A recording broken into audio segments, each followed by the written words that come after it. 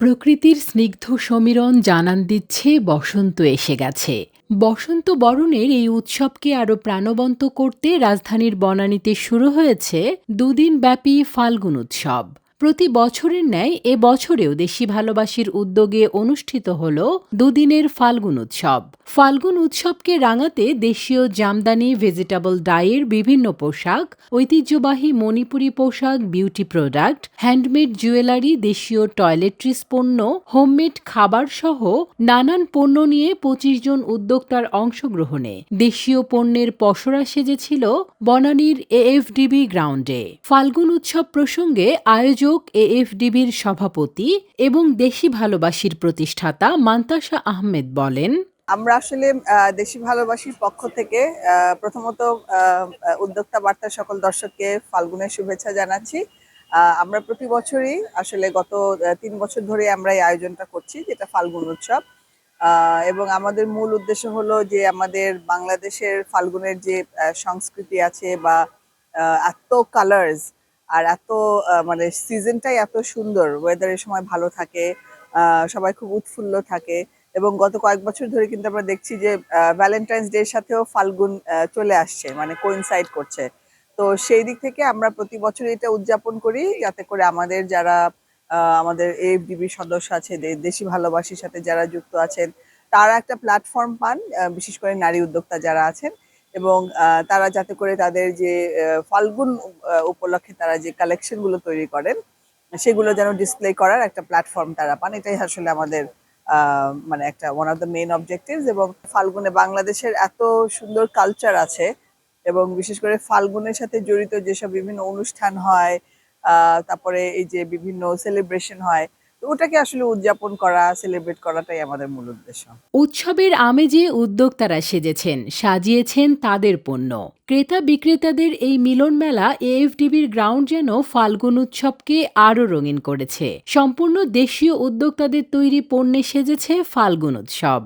সবাই সবার দেশীয় পণ্য নিয়ে এখানে পসরা সাজিয়ে বসছে বসন্তের, এবং ভালো রেসপন্স হচ্ছে।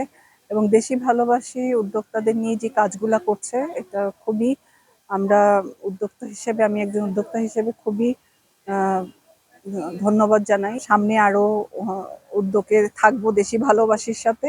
অন্যান্য বারের মতো এখানে দেশি দশের উঠোনে আমরা সমস্ত ডিজাইনাররা এবং কিছু উদ্যোক্তা মিলে আমরা যে আয়োজনটাতে এসেছি, সবাই খুব সুন্দর সুন্দর জিনিস নিয়ে এসেছে। তার পাশাপাশি জোড়াবাই শান্তাকবি সচরাচর যেরকম প্রত্যেকটা ইভেন্টে নিজেকে নতুন করে প্রেজেন্ট করে, সেই প্রেজেন্টেশনটা নিয়েই কিন্তু জোড়াবাই শান্তাকবির এসেছে। জোড়াবাই শান্তাকবির রিসেন্ট আপসাইকেল জুয়েলারির উপরে একটা নতুন উদ্যোগ তারা শুরু করেছে, সেই প্রোডাক্টগুলি নিয়েও আমরা এসেছি। প্লাস আর এখানে যারা এসেছে প্রত্যেকটা আমাদের ডিজাইনার বা উদ্যোক্তা সবাই তাদের বেস্ট প্রোডাক্টগুলি নিয়ে এখানে এসেছে, আর সবাই খুব রঙিন করে এই উঠানকে রাঙাচ্ছে। আমি যেহেতু ক্লোদিং নিয়ে কাজ করি, তো আমার তো সবসময় সালোয়ার কামিজ, শাড়ি, পাঞ্জাবি এগুলো ছিলই।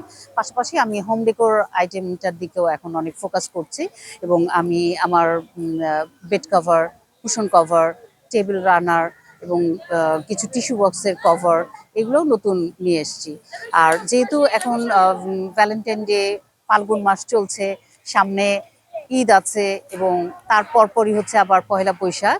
তো আমরা একদম এখানে যারাই এসছে, আমি দেখলাম যে আমরা সবাই আসলে ফাল্গুন ভালোবাসা দিবস এবং ঈদে পড়ার মতো সবকিছু নিয়ে এখানে এসছি।